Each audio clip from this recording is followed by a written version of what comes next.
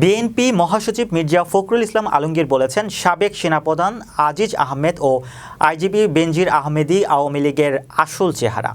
পত্রিকা খুললেই দেখা যায় বেনজিরের নজিরবিহীন দুর্নীতি, একই সঙ্গে সাবেক সেনাপ্রধানের নিষেধাজ্ঞা আর তাদের তথাকথিত সংসদ সদস্যকে কলকাতায় নিয়ে টুকরো টুকরো করেছে। এই হচ্ছে তাদের আওয়ামী লীগের চেহারা। সোমবার রাজধানীর জাতীয় প্রেস ক্লাবে এক আলোচনা সভায় এসব কথা বলেন তিনি।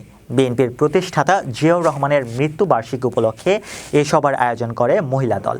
মির্জা ফখরুল বলেন, যখন তার সাবেক প্রধানকে নিষেধাজ্ঞা দেয় সেই পুলিশ বাহিনীর মর্যাদা কোথায় থাকে?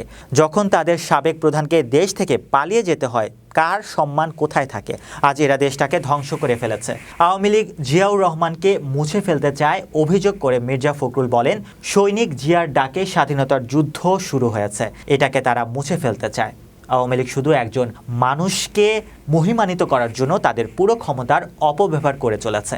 আমরা শেখ মুজিবুরের অবদানকে কখনো অস্বীকার করি না, কিন্তু কি করে অস্বীকার করা যাবে যার ঘোষণায় আমরা স্বাধীনতার যুদ্ধ শুরু করেছিলাম? যারা এটা করতে চায়, এটা যে তাদের রাজনৈতিক সংকীর্ণতা সেটা প্রমাণ হয়।